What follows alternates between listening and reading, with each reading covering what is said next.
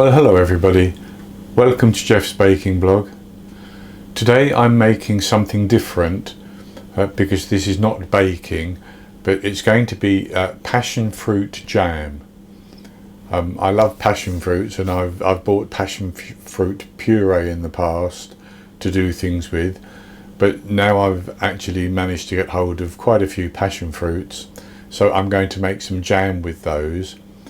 And it takes a while because you have to soak the passion fruit skins for overnight is preferable, and then you boil them and such like.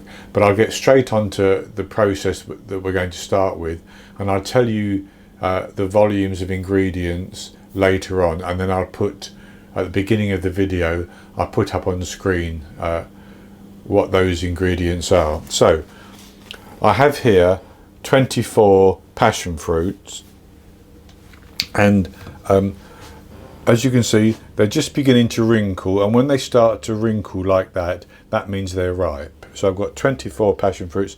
Some are dark and some are lighter, as you can see, and the colour of the jam takes itself from the colour of the skin, really. So we'll see what mine turns out like. And the first thing I have to do is to cut the passion fruit in half and then extract this pulp, and we're going to be using that later, so we need to save that. So basically you just extract the pulp like that, and then I want to use half of these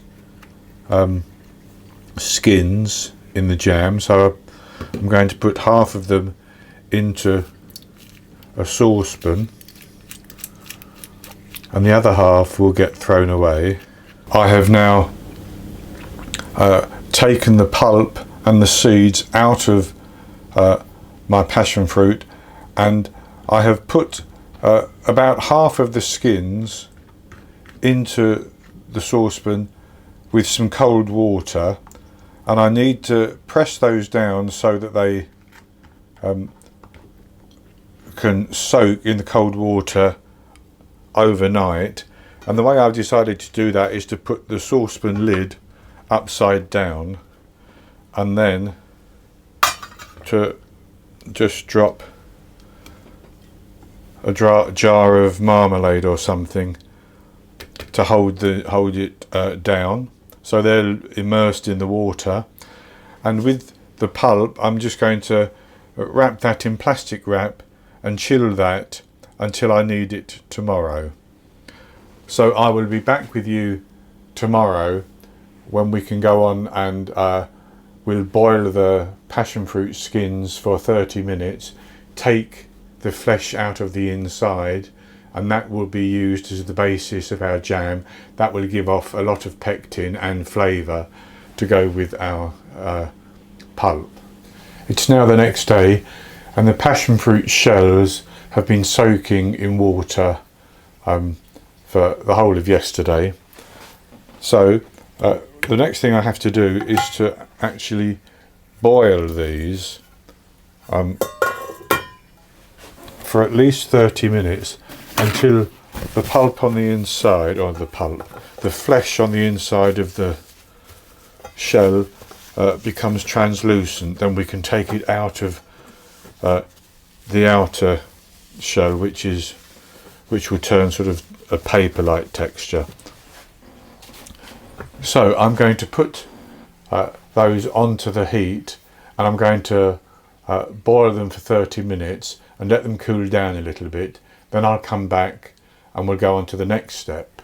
I boiled those shells for about 40 minutes, and I've let them cool down, and I've actually begun to take the flesh out of them. I've just got one more left to do. So this is what it looks like, and I just scrape the inside to remove the flesh, and it usually comes off quite easily, sometimes with the whole of the papery outside remaining intact, sometimes it tears, but whichever, it doesn't matter.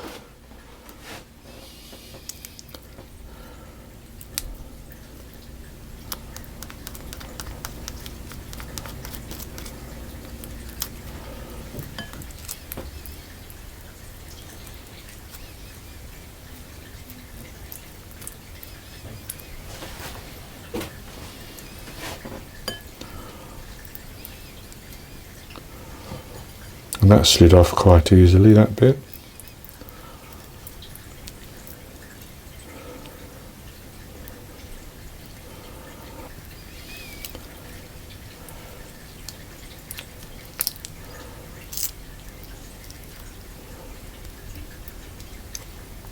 As you can see, that's very thin, that outer skin. But it's paper. It's tough. You wouldn't want to be eating that.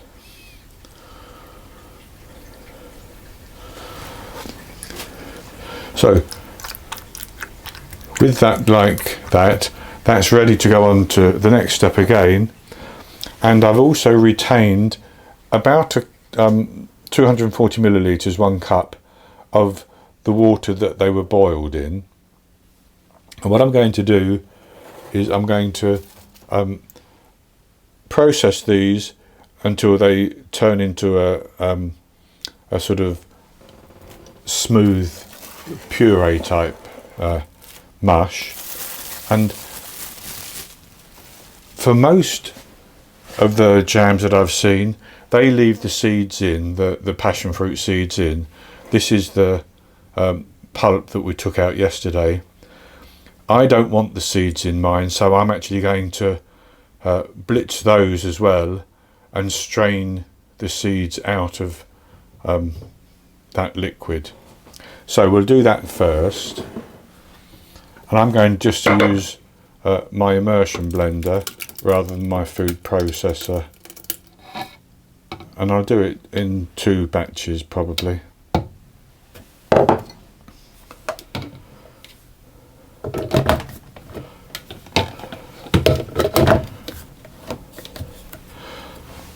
And I'm just going to pulse it to separate the pulp from the seeds.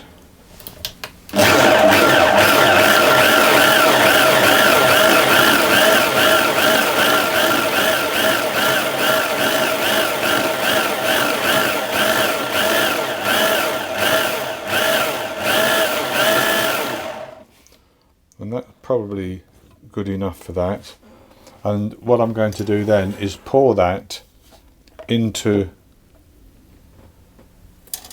a sieve, and I'm using one with quite large holes in the hope that it goes through easily and still holds the seeds back. My finer mesh sieve takes much longer to do that.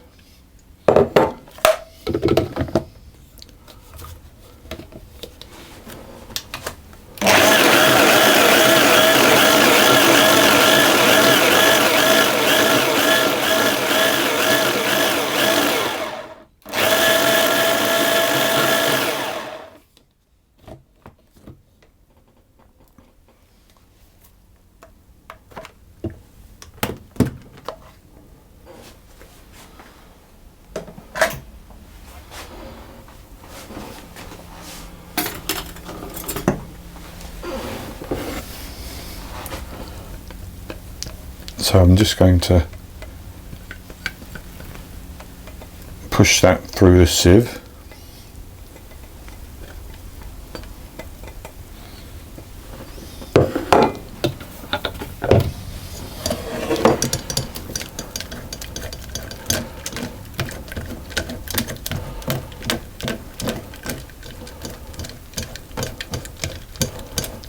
And I've got most of that through, so I'm just going to discard these seeds and continue with the remainder.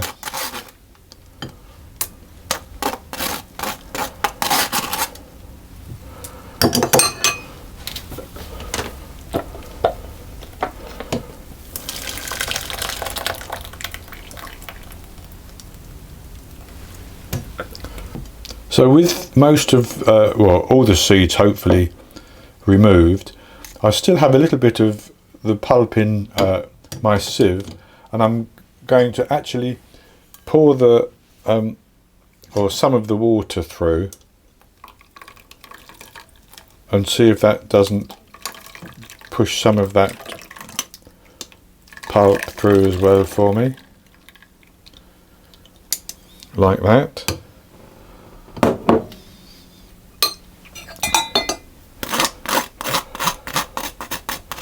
I want to get as much as I can just because it all adds flavour, and I think that's as much as I'm going to get.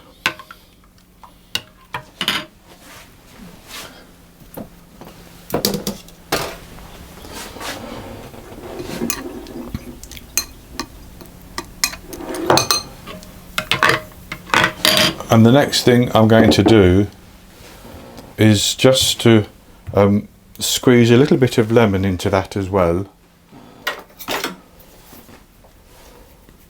And I've washed this lemon, and I'll catch any seeds.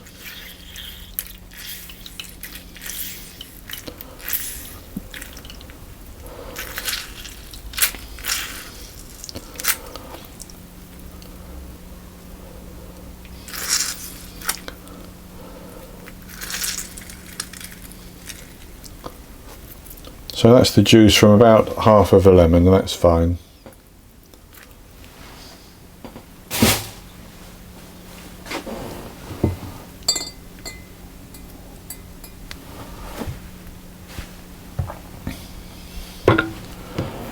I'll set that to one side,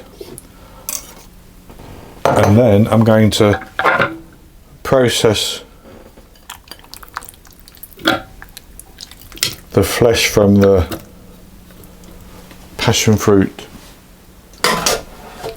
pods.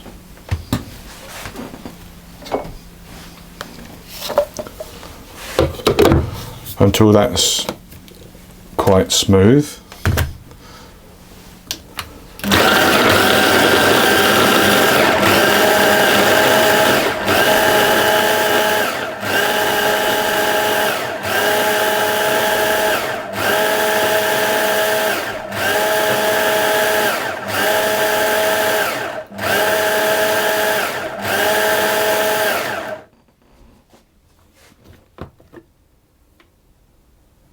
And the next thing I'm going to do is I'm going to measure out how much I have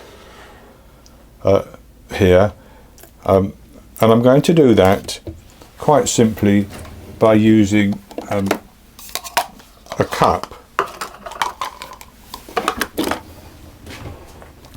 and then I'm going to put the equivalent of granulated sugar in. So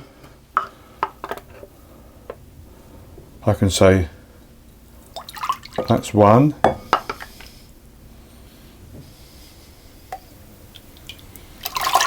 that's two,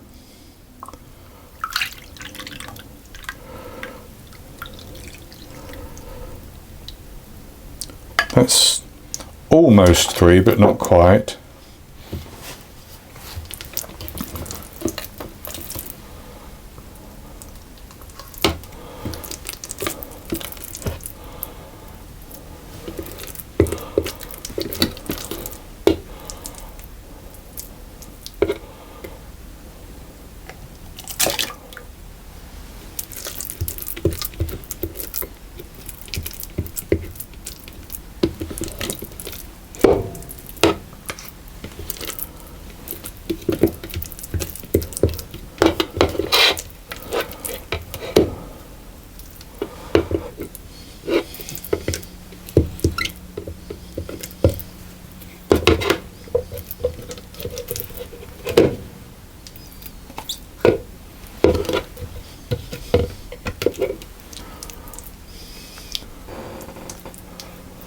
and that's about 3/4 of a cup. So that's four and 3/4 cups. So for my 4 3/4 cups of this liquid, I've measured out the same, which is 950 grams of sugar. That's granulated sugar, and I'm going to put both of those into the saucepan,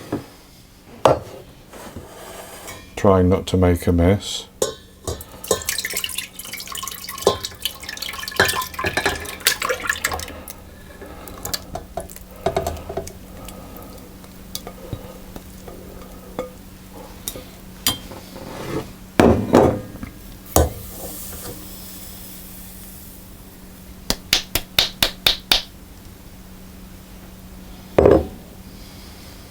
So I'm going to put this onto the heat, and I'm going to bring it to the boil.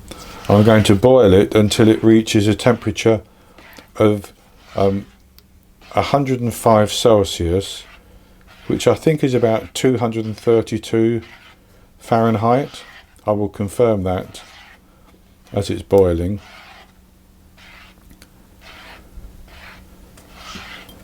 So I'll put that on the heat, and I'll tidy up, and then I'll show you what it looks like as it's boiling. At the same time, I will put a small plate into my freezer so that I can do a test, sort of a wrinkle test on the jam once it's reached that temperature. And I will also sterilise my jars ready to take the jam once it's finished cooking. So I'll be back with you to show you it boiling shortly. As you can see, that's now at a rolling boil, and I'm going to turn the heat down a little bit. I don't want it boiling over.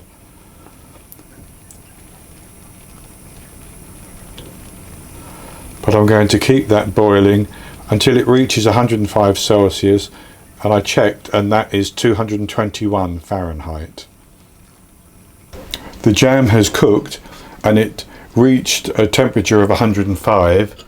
So I've put some on a plate. I've done a couple of tests already, and hopefully if I just push my finger,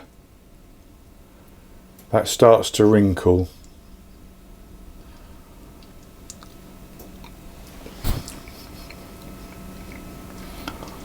And it doesn't close up, so that means the jam is set. So the next thing to do is to put that into sterilised jars. So if you have a funnel, a jam funnel, that would be good, but I don't, so I'm going to spoon this mixture into the jar, trying not to make too much mess. I could use a ladle, but straight away I can see I've dripped some down the side.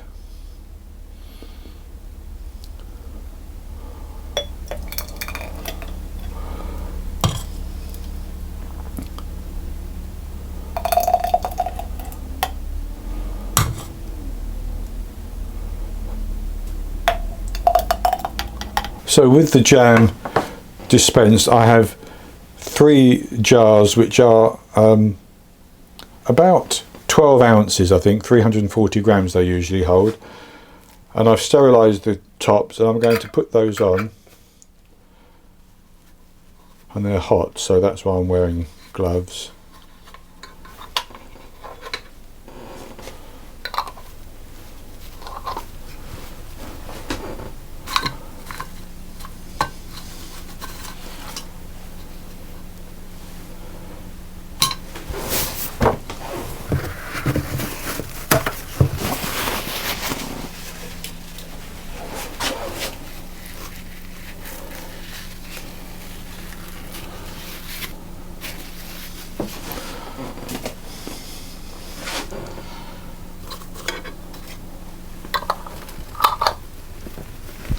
And then I'm going to screw them down, and I'm going to turn these over and leave them for a couple of minutes, then I'll turn them back.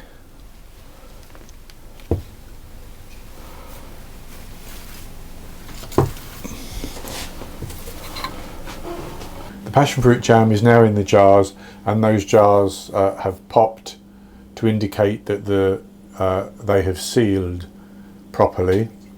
And the jam that I had left over, It's just a little bit of excess, but I've allowed that to cool down so that I can show it to you. And I'll take some. Usually you wouldn't eat it just straight off a spoon, but for the purpose of this taste test, that's what I'll do.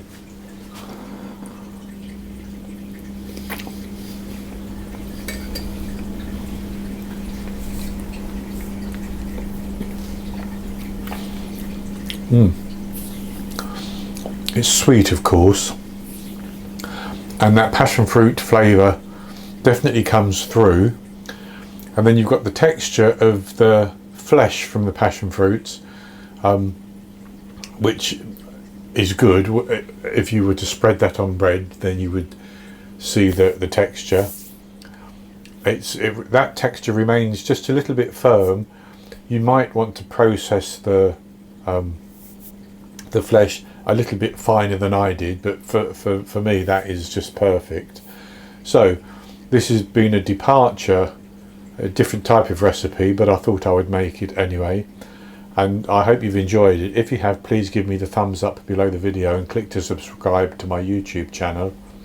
In the top right hand corner of the screen there will be an eye that you can click on, which will take you to this recipe, and I'll put a link for it below the video as well. And I'll be back with another recipe in the very near future, so until then, happy baking.